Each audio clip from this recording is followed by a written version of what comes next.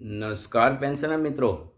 ગુજરાત રાજ્ય સરકારની સેવામાંથી સેવાનિવૃત્ત થયેલ પેન્શનરોના પ્રશ્નો અને તેના પ્રત્યુત્તર આ શ્રેણી હેઠળ આપણે યુટ્યુબના માધ્યમથી સમાંતરે મળતા રહીએ છીએ. મિત્રો, એ શ્રેણીના 81માં એપિસોડમાં આજે આપનો મળવાનો વિશેષ ઉપક્રમ એટલા માટે છે કે આજની તારીખ એટલે કે 30મી એપ્રિલ 2025 એપ્રિલ માસનો અંતિમ દિવસ અને આવતીકાલે આપણું એપ્રિલ માસનું પેન્શન જમા થવા માટેની તારીખ 1 મે છે. તો મિત્રો, આપણે દર માસે જે માસ પૂરો થાય છે એનું પેન્શન કેટલું જમા થશે એ અંગેની જાણકારી આપણે દર માસના અંતિમ દિવસે મેળવીએ છીએ. એ જ રીતે આજે પણ આપની સાથે મળવાનો ઉપક્રમ એ છે કે આવતીકાલે 1 મેના રોજ આપણું એપ્રિલ માસનું પેન્શન કેટલું જમા થશે એની જાણકારી મેળવી છે. મિત્રો, તો આ તકે આપણે એ પણ સ્પષ્ટતા કરી દઈએ કે ગુજરાત સરકારશ્રીએ ગત 16મી એપ્રિલ 2025ના રોજ નાણાં વિભાગની ચ શાખા દ્વારા સરકારશ્રીએ આપણા પેન્શનના મોંઘવારી ભથ્થું, જેને આપણે મોંઘવારી રાહત અથવા કામચલાઉ વધારો, હંગામી વધારો, ટેમ્પરરી ઇન્ક્રીઝ, શોર્ટ ફોર્મ અને ટીઆઈ એવા નામથી ઓળખીએ, એમાં 2% વધારો કરેલ છે અને હવે આપણું મોંઘવારી ભથ્થું 53%માંથી વધીને 55% મુજબ થયેલું છે. એ અંગેની જાણકારી આપણે ગયા વખતે મેળવેલી હતી. ગયા વિડીયોમાં આપણે જે ચર્ચા કરી એમાં આ વખતે તો માત્ર એટલી જાણકારી મેળવી છે કે આવતીકાલે જે પેન્શન જમા થશે એ રકમ કેટલી હશે. મિત્રો, તો બરાબર સમજી લેવું છે કે આપણું મૂળ પેન્શન માટે ખાસ કાળજી રાખવી. મિત્રો, તમારું મૂળ પેન્શન મેં ઘણી વખત આપને રજૂઆત કરેલી છે કે એક વખત આપનું મૂળ પેન્શન જાણી લેવું. ક્યાંથી જાણી શકશો? તો તમારા પીપીઓમાંથી પણ જાણી શકાશે અથવા તો તિજોરી કચેરીમાંથી કોઈ પણ વર્ષની જે પેન્શનની સ્લીપ, જેને આવકનો દાખલો, આવકનું પ્રમાણપત્ર, સ્ટેટમેન્ટ એવા નામથી તમે ઓળખો છો, એમાં ઉપર તમારું બેઝિક પેન્શન લખેલું હશે. આ મૂળ પેન્શન તરીકે યાદ રાખવું. આ મૂળ પેન્શનના હવેથી 55% મુજબ મોંઘવારી ભથ્થું, ટેમ્પરરી ઇન્ક્રીઝ, મોંઘવારી રાહત એવા નામથી આપણે ઓળખવાનું છે. 55% અને એમાં 1000 રૂપિયા મેડિકલ એલાઉન્સ જો તમે માસિક તબીબ ભથ્થું મેળવતા હો તો આ ત્રણેય રકમનો જે સરવાળો આવે એ આપણું માસિક હવેથી નિયમિત મળવાપાત્ર પેન્શન થશે. અને જો એમાંથી તમારી માસિક કોમ્યુટેશનની માસિક કપાત ચાલુ હશે તો એ રકમ બાદ કરો.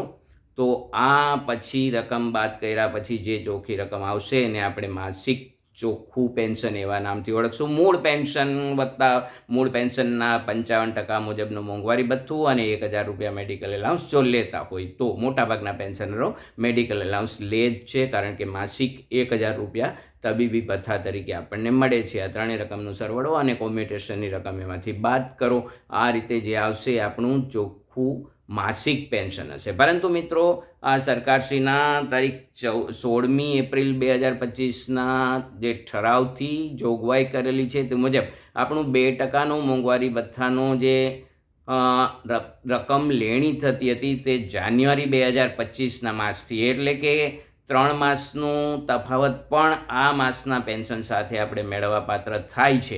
એટલા માટે આવતીકાલે જે પેન્શન જમા થશે એ આપણું માસિક નિયમિત પેન્શન ઉપરાંત એમાં 3 માસનો મોંઘવારી ભથ્થાનો તફાવત પણ હશે. એટલે તમારું જે 1/5ના રોજ પેન્શન જમા થશે એમાં 3 માસનો તફાવત સહિતની કુલ રકમ હશે. તો આ રીતે ગણતરી કરવી છે. અગાઉ આપણે ચર્ચા કરી મૂળ પેન્શનમાં 55% મોંઘવારી ભથ્થું અને 1000 રૂપિયા મેડિકલ એલાઉન્સ, કોમ્યુટેશનની રકમ બાદ થતી હોય તો એટલી રકમ બાદ કરો અને એમાં તમારા મૂળ પેન્શનના 6% મુજબ, કારણ કે 3 માસનો 2% મુજબનો તફાવત એમાં ઉમેરવાનો છે, એટલે મૂળ પેન્શનના 6% રકમ ઉમેરી દેશો.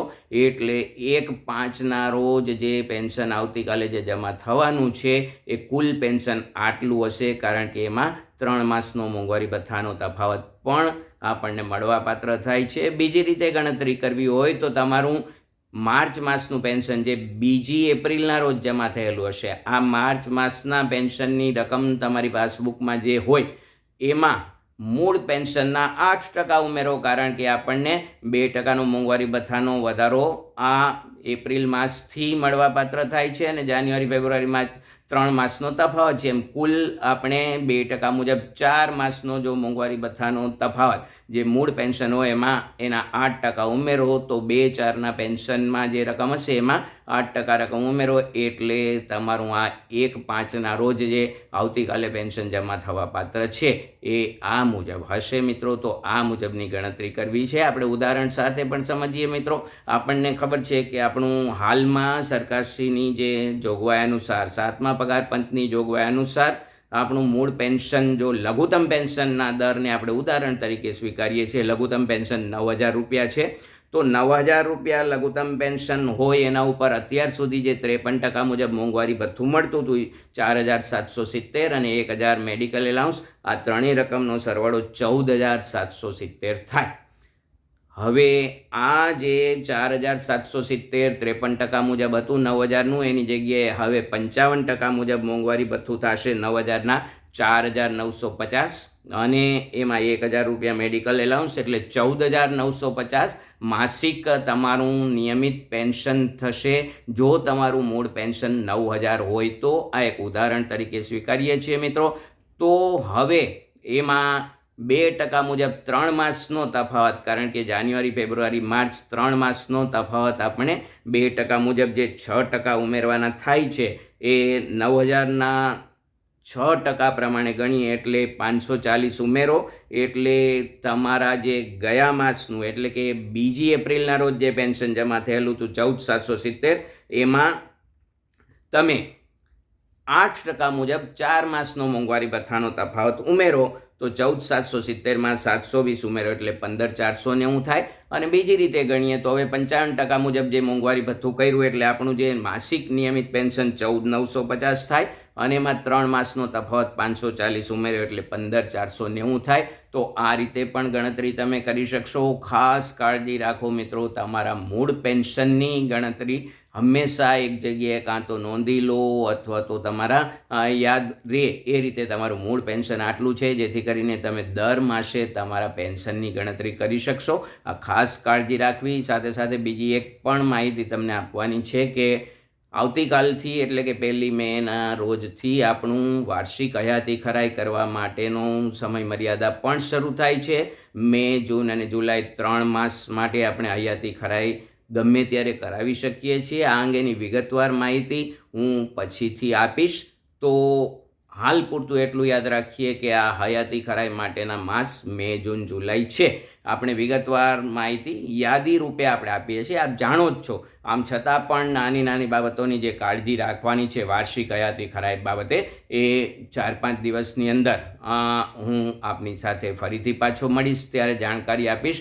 હાલ પૂરતું આપણા જે માસિક પેન્શન જે આવતીકાલે જમા થવાનું છે એ અંગેની ગણતરી અંગેની આપણે અહીંયા જાણકારી મેળવી. મિત્રો, આપના પેન્શનના સંદર્ભમાં રાજ્ય સરકારની સેવામાંથી સેવાનિવૃત્ત થયેલા પેન્શનરો છે એમના પેન્શનના સંદર્ભમાં કોઈ પણ પ્રશ્નો હોય તો મિત્રો આપ મારા મોબાઈલ નંબર 9824488667 9824488667 ઉપર આપને યોગ્ય લાગે તે સમયે મારો સંપર્ક સાધી શકો છો. પેન્શનના સંદર્ભમાં મોટે ભાગે તો હવે આપણું આજે પેન્શન અંગેનું જે નિયમિત પેન્શન મળવાપાત્ર બાબત છે એ એકદમ સ્ટ્રીમલાઇન છે. એમાં કોઈ વિશેષ ચડાવ ઉતાર પણ નથી અને આપણે નિયમિત રીતે મળતા પણ રહીએ છીએ એટલે મોટાભાગે આપણે પ્રશ્નો હશે નહીં. આમ છતાં પણ પ્રશ્નો હોય તો મારો ગમે ત્યારે આપ સંપર્ક સાધી શકો છો. મિત્રો, મોબાઈલ નંબર મેં અગાઉ જણાવેલો છે 9824488667. તો આ નંબર ઉપર આપ ગમે ત્યારે પેન્શનના સંદર્ભમાં પ્રશ્ન પૂછી શકો છો. પણ મિત્રો બરાબર સમજો, રાજ્ય સરકારના અન્ય સાહસો ખાસ કરીને એસટી નિગમ છે અથવા તો PGVCL છે જે રાજ્ય સરકાર સંચાલિત છે એના દ્વારા ચલાવવામાં આવતા નિગમો છે, બોર્ડ છે, એને લગતા પેન્શનના નિયમો છે એ અલગ નિયમોથી એ વિનિયમિત કરવામાં આવે છે. એના અંગેની માહિતી મારી પાસે નથી હોતી. ઘણા બધા પેન્શનર મિત્રો મને મારા મોબાઈલ નંબર ઉપર સંપર્ક સાધીને આ જે PGVCL છે અથવા GSRTC છે અથવા તો બીજા કોઈ બોર્ડ નિગમો છે એ અંગેના પેન્શનના પ્રશ્નો પણ મારી પાસે મિત્રો ખરેખર એ અંગેની જાણકારી નથી હોતી. રાજ્ય સરકારની સેવામાંથી સેવાનિવૃત્ત થયેલા પેન્શનરો બાબતેની વિશેષ જાણકારી હું આપને આપી શકું, તો એના માટે હું આપની સાથે અગાઉથી દિલગીરી વ્યક્ત કરી દઉં. એવા પેન્શનરો છે એની જાણકારી એ EPFO સિસ્ટમ હેઠળના પેન્શનરો છે એમની જે કંઈ જોગવાઈઓ છે એના વિશે મારી પાસે જાણકારી નથી હોતી. મિત્રો, આ એક પણ સ્પષ્ટતા કરી દે. ફરીથી પાછા બહુ નજીકના સમય મળીશું. ત્યાં સુધી આપના માર્ગદર્શક મિત્ર નરેન્દ્ર વિઠલાણીને રજા આપો. ખુશ રહો, આનંદમય બની રહો અને આપનું શેષ જીવન ઈશ્વર પરાયણ વ્યતીત થાય એવી શુભેચ્છા સહ આપના ચરણોમાં વંદન સાથે વિરમું. ફરીથી પાછા બહુ નજીકના ભવિષ્યમાં મળીશું. અસ્તુ.